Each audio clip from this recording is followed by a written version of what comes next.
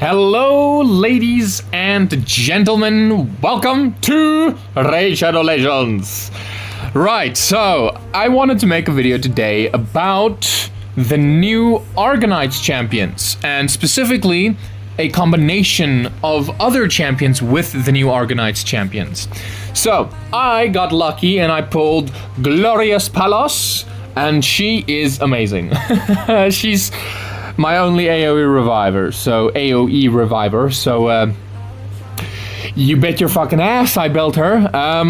As you can see, I've got her on Reflex and Divine Speed with some Chronophage accessories just to give her basic speed. These are her stats, her statisticals. 278 speed, 77k HP, 3.2k defense, and 274 resistance, which is basically all that matters in her kit. So yeah, that's pretty decent for my early mid-ish game account. As you can see, it's not very advanced. Then I've got the Andromeda's diadem on her. Reason being, she does heal with her first skill, so she does have that small percentage chance to reduce the cooldown of her A2 or A3 when she uses it. And also, of course, I've got the allies revived by the wearer receive an additional 10% when they are revived, healing. So that's pretty good. Her skills need one more book. Basically, the A1 attacks, it teams up with a random ally from the Argonites champions, and then it heals the entire team by 10% of her max HP. Fucking awesome ability, by the way. Holy crapola. A2 is basically cleanse, full team cleanse, block debuffs, and fervor buff. Fervor buff, 10% HP, 10% resistance, damage resistance, and 10% extra damage. 3-turn cooldown, amazing. Especially on Reflex, because of the fact that it's such a low cooldown time, as well as the fact that the skill 3 is not always available. It's only available when one of your allies die, which is actually a little unfortunate, admittedly, because if you could just use it as a speed buff and a strengthen buff, it would actually not be that bad. Even on a 4-turn cooldown, it would still not be, terrible.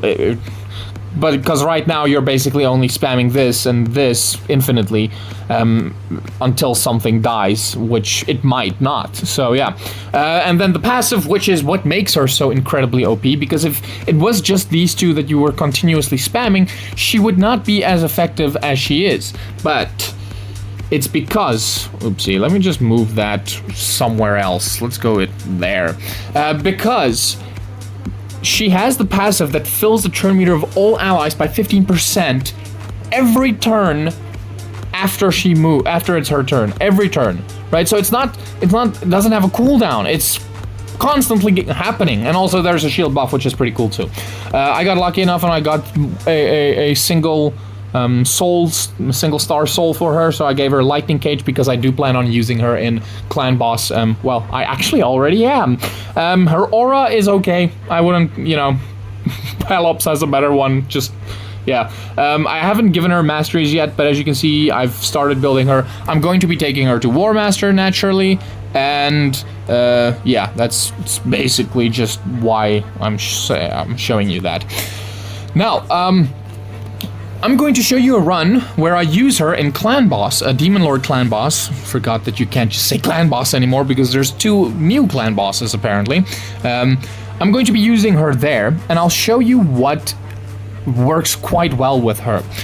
It's not just Pelops that works good with her, because Pelops is also pretty damn great. By the way, let me just swap this out real quick. I'm going to put him on... Hello, there we go. On this gear, I'm trying to give him as little accuracy as possible, and there's a very, very good reason for this. This is also a little bit of a tricky trick that I realized. So, Pelops has the damage reduction passive from his, passive, and it also puts up the HP burn, which you're thinking, okay, that's pretty fucking cool, right? I mean, yeah, it's cool. It's cool that he puts up the HP burn, but do you need it? Do you need it? Because if you're using some HP burn type champion in Clan Boss or Demon Lord, you probably want to either use Ninja, which is perfectly fine. You can use those two together. It's great. But But there's a sneaky little dwarf that has a bit of a passive as well. And it's this Geomancer man. Now, I know what you're thinking. You're thinking, wait, what? Why would you do that? The Pelops passive is just going to cancel out the Geomancer passive. And the answer is no, it is not. If you don't give Pelops any accuracy, he doesn't put up the HP burn, meaning you've got Geo's passive and his passive active all the time. His passive has a damage reduction, Geo's passive has a damage reduction, and obviously the reflection, the reflect damage, which is just fucking crazy, right? And obviously I haven't booked him out, but yeah, gave him this gear, and I'm giving him a Malefic Talon, basically just trying to get his damage as high as possible, as well as his HP. He's got shit speed, but it's because I don't have gear for him, so yeah.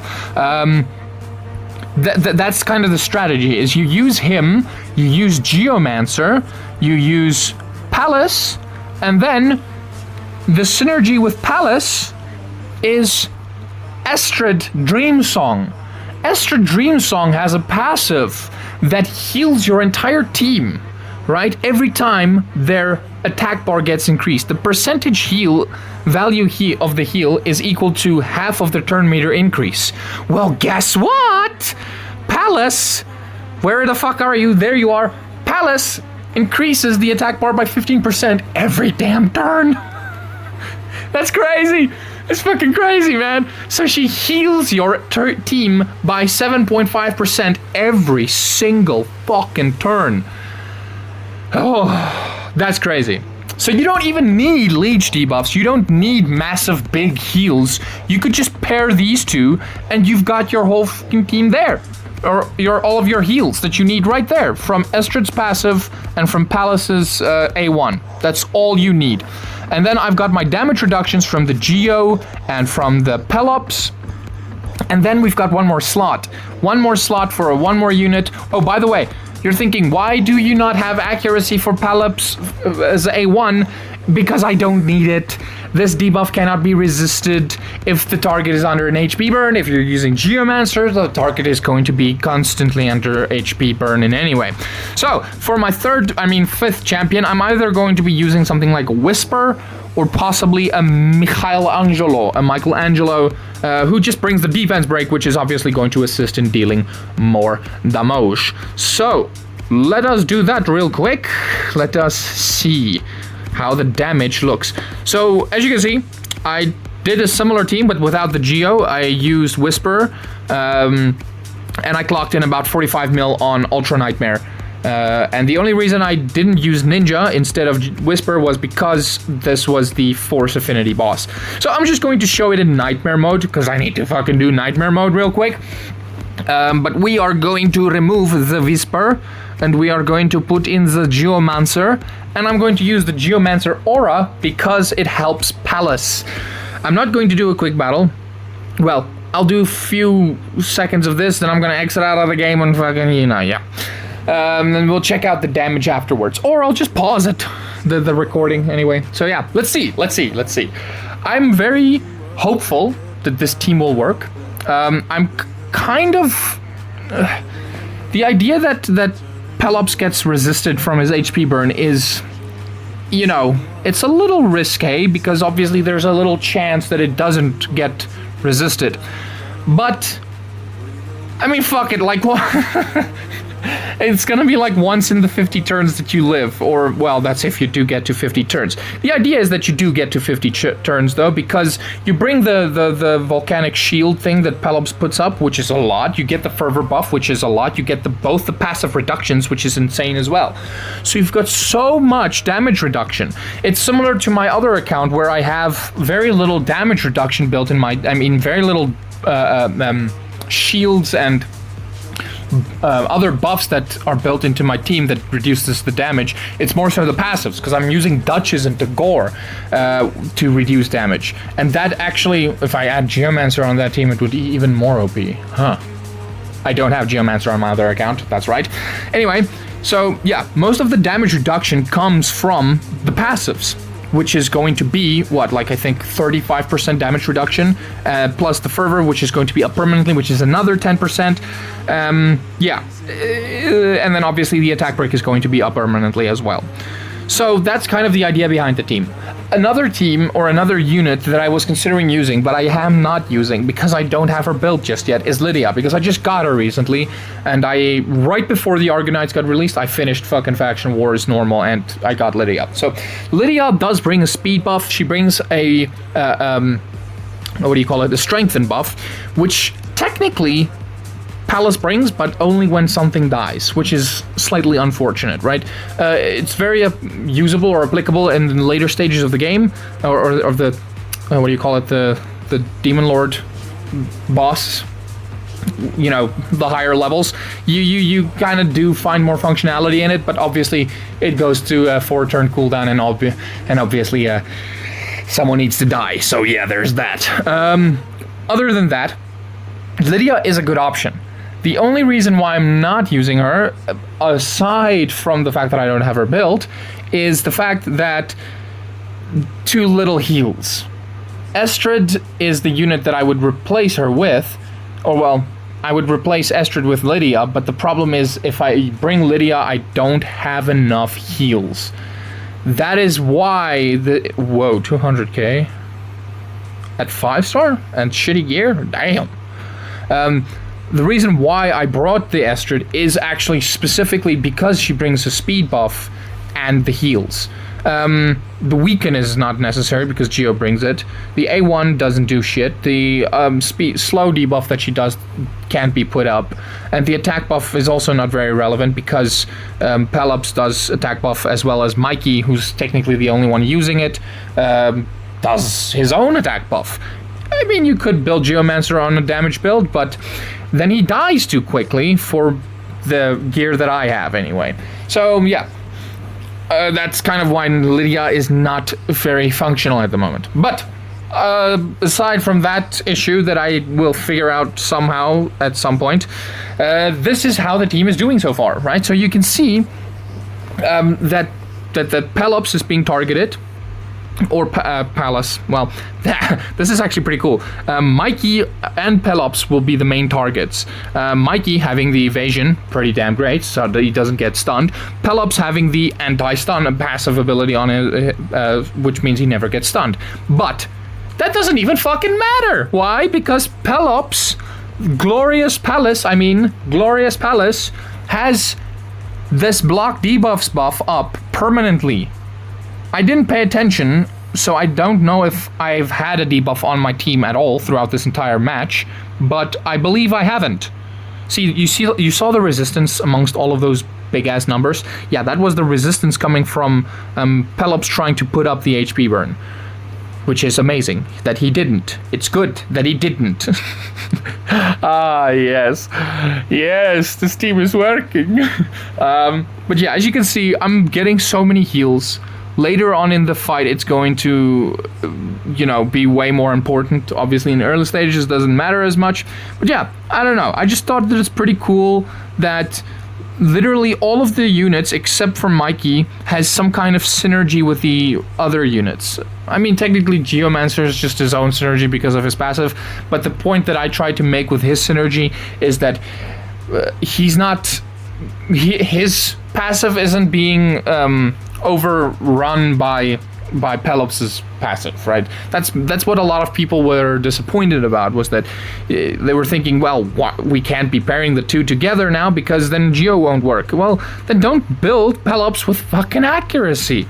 It's as simple as that. You don't need accuracy on him because he's not going to petrify the boss. He doesn't need accuracy to land his attack break on his A1 because it's irresistible if the enemy is on an HP burn. That's the only reason why you would need accuracy on him. So yeah, that's just my little theory behind it, or my little experiment, I suppose. 272. Fucking hell, imagine him being maxed out. How much damage he would dash out. Imagine if I had all of them built out on all of their masteries. Because you know what's the interesting thing? Is that the only one with full masteries, I believe, is... Actually, I don't know if I've got Geomancer on full masteries. I might. I'm not quite sure. But I was going to say it's only Mikey. Estrid does have full masteries, but she's not on the War Master tree, so or the attacker damage dealer tree. She's on defense and support tree. But yeah, so Palace doesn't have full masteries. I'm planning on giving her War Master, so she would obviously do a little bit more. Pelops doesn't have it, and I'm not sure about Geo. I guess we'll find out in a second if he procs it, maybe, sometime. I don't know. Did he proc something? He didn't proc something, so, well, obviously, yeah. Anyway, let's see what it looks like at the end of this run. Okie dokes, so we've reached turn 31, and I've been seeing that some of the units have started to get a little bit lower on the health because the Boros has started hitting very hard. So I thought, okay, I'll continue the recording now. Damn, Pelops, you're doing good, man. You're doing pretty good. As you can see, oh, I got a debuff and it just got cleansed. Haha. Fuck you, boss. Anyway, so as you can see, the team is actually doing quite well. Like, really fucking well. I believe this is actually... Yeah, this is a 1 key for Nightmare boss. This is a 2 key for Ultra Nightmare. I think that I can get it to a 1 key for Ultra Nightmare because the highest damage I've reached with this, I believe, was 55 million on Ultra Nightmare. Not with this exact team. I actually swapped the Geo out and I put Ninja in. So yeah, that's what I used to get 55 million, I believe. You know, no, it was 60 million. I remember, or was it 65? Fuck, it was 65 actually. I remember because it was like 10 million or 12 million away from 1 keying. It might have been some, yeah, it was just about 10 or 12 million away from being a 1 key. Anyways, I think that I can get it to a 1 key Ultra Nightmare if I get all of the masteries and if I fully build out and book out Pelops. By the way, do you guys notice that if Pelops is on the team and he puts up his shield, the boss does his AoE attack? It actually stops his animation in some way, like it looks like it interrupts his AoE attack animation. I don't know why. Is it just me, or did you guys notice that as well? I may be fucking delusional, so don't take my word for it, but yeah, that's just something I noticed. Anyway, I wanted to say this before I end the video, and it is that I think that I can actually, in this specific team, I could possibly take out the Mikey and put in Mithrala, right? The reason why I'm saying I could put in Mithrala is because Pelops actually ignores enough defense so that he doesn't really need the decreased defense. And Mithrala could actually do some pretty damn ass decent damage because she brings the poisons, right? She also brings another shield which does not get overrided by the Pelops shield. She also brings the strengthen and the defense buff, which is going to make me so much more tanky, or so much tankier, so much more tank. It's gonna make me tankier, okay? And I think that might actually be a better team, possibly. It might make me survive longer, but then again, I might not deal as much damage as I need to. That's the other thing.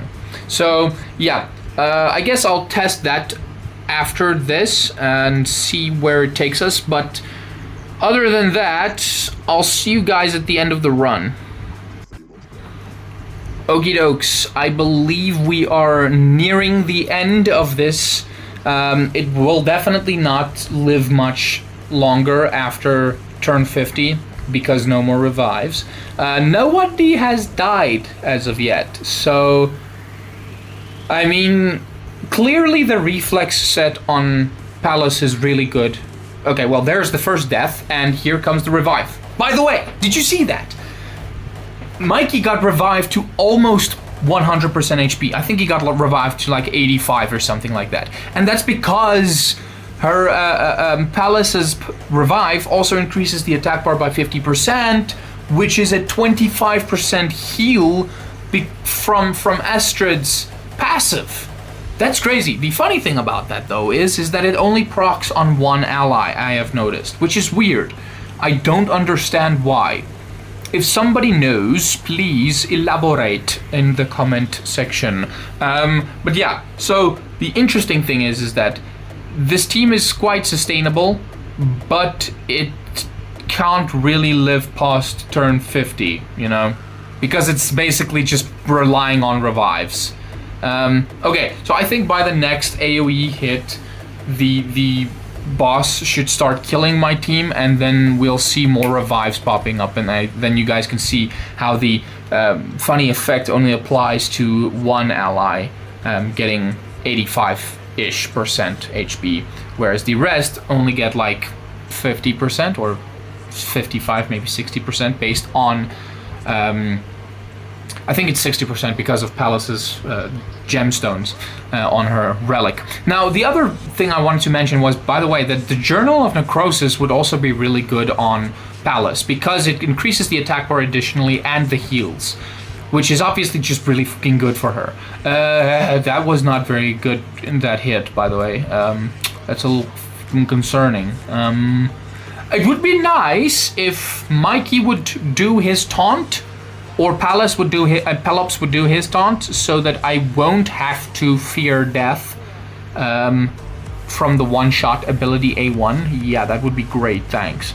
By the way, look at this, look at this. I think this is going to happen now, where it just basically cancels out the fucking animation. I just want to see if this actually happens now. This is a weird thing, and I don't know why it happens. Let's see. See, it just cancels the rest of the attack. Usually he smacks a couple times, you know, like he pummels the ground a few times. But every time that the Pelops puts up the shield, it just stops the animation in its tracks. And I don't know if it stops the damage as well. I don't think it does, but it might, because it seems like it's just doing way less damage than it normally would. I don't know. But let's see if the boss's A2 does kill anyone now. We're sitting at 65 milli, guys. Like, that's actually fucking... It's pretty damn good. For my account, anyway. This has basically completely replaced my previous team. And I'm super happy about it, which is, you know...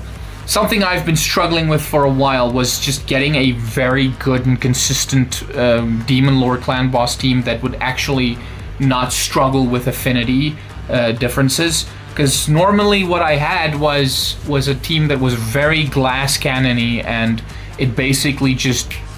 If it was the wrong affinity, it would fucking die almost instantly without me being able to 2-key it. Right? I had issues with some affinities causing me to do a 3-key on Ultra Nightmare, which is just... no. Okay, there we go. We got another death. That's good, that's good. Let's see her do the revive, but it's not multiple allies, damn it. See, look at that. Okay, that's a 90% heal, by the way. You can see that. That's a 90% revive right there, which is really good. But yeah, I don't know. Tell me what you guys think about this team. I love it. I think it's cool. I think it can do 1-key Ultra Nightmare if I actually fully build out everything, and if, you know, things go as they should, or as I hope they would.